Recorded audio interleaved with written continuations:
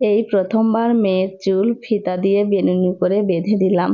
তো দেখো মেয়ের জন্য একটা চুলের তেল নিয়ে এসেছি। এই তেলটা নাকি অনেক ভালো। তো মেয়ের মাথায় এখন লাগিয়ে তাকে ফিতা দিয়ে চুল বেঁধে দেবো।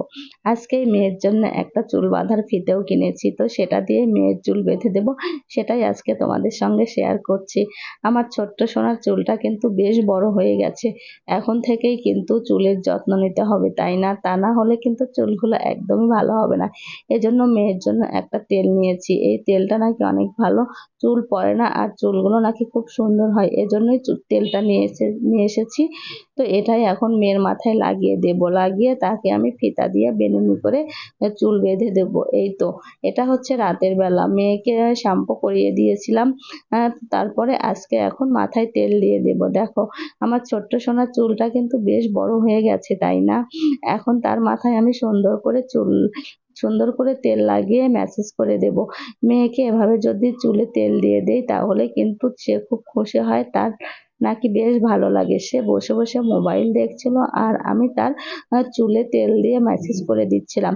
পুরো চুলে কিন্তু আমার তেল লাগানো শেষ হয়ে গেছে। এখন আমি সুন্দর করে ম্যাসাজ করে দিচ্ছিলাম। ম্যাসাজ করা শেষ করে এখন চুলগুলো আঁচড়িয়ে ফিতা দিয়ে বেঁধে দেব। আমরা যখন ছোটবেলায় এরকম চুল রাখতাম তখন আমার মাও আমাদেরকে এভাবে তেল দিয়ে চুল বেঁধে দিত। খুব ভালো লাগতো এভাবে চুল বেঁধে দিয়ে।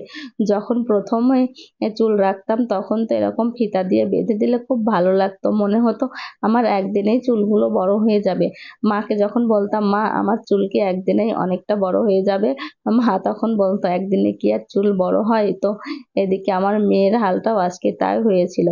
আমি যখন তার চুলটা বেঁধে দিচ্ছিলাম সে আমাকে বলছিল মাম্মা আমার চুল কি আজকে রাতের মধ্যেই অনেকটা বড় হয়ে যাবে। তাকে আমি বলছিলাম হ্যাঁ তোমার চুল আজকের মধ্যেই বেশ অনেকটা বড় হয়ে যাবে এভাবে বেঁধে দিলে। তো আমিও মেয়ের চুল সুন্দর করে বেঁধে দিচ্ছিলাম। আজকে যখন মেয়ের চুল বেঁধে দিচ্ছিলাম তখন আমার মায়ের কথাটা আমার বেশ মনে পড়ছিল, কারণ আসলে মা হলে কত কিছু করা লাগে, তাই না? অনেক কিছু শিখতে হয়। আমার মাও হয়তো বা আমাদের এভাবেই যত্ন করে মানুষ করেছে, তারপরে আমাদের পরের ঘরে পাঠিয়ে দিয়েছে। আমার মেয়েকেও একদিন আমাকে এভাবে পরের ঘরে পাঠাতে হবে, তাই না? এই কথাটা ভাবলেই কেন জানি বুকটা মোচড় দিয়ে ওঠে। তারপরেও কি আর করার। এদিকে দেখো মেয়ের এক পাশের চুল কিন্তু বেঁধে বেনুনি করেও দিয়েছি। বেশ বড়ই বেনুনিটা হয়েছে, তাই না? এখন আরেক পাশের চুলটা এভাবে বেঁধে বেনুনি করে দিয়ে দেব। মেয়েকে যদি বলছিলাম যে এপাশ থেকে এপাশ ফেরো, মেয়েটা খুব রেগে যাচ্ছিল, বলছিল যে আমি কতবার এপাশ ওপাশ করব। এদিকে মেয়ের চুলটা বেঁধে দিচ্ছিলাম আর সে খুব মজাও পাচ্ছিল। সে বলছিল আমার চুল তো অনেক বড় হয়ে যাবে। আর সে বলছিল মামুনি আজকে আমি ঘুমাতে গেলে খুব শান্তি পাবো, অন্যদিন ঘুমাতে গেলে চুলগুলো আমার এলোমেলো হয়ে যায় আর আমার খুব গরম লাগে। তো আজকে আমার চুল আর এলোমেলো হবে না, আমার আর গরমও লাগবে না।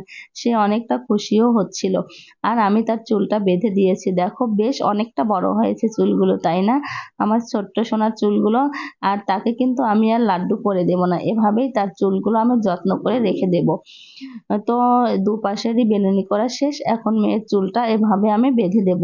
ঠিক ছোটবেলা আমাদের মা যেরকম আমাদের বেঁধে দিত আমিও ঠিক সেভাবেই আমার মেয়েকে বেঁধে দিলাম। তো এভাবে চুল বেঁধে আমার মেয়েটাকে কেমন লাগছে সবাই জানিও। সবাই ভালো থেকে সুস্থ থেকো। Tata, bye bye, good night সবাই।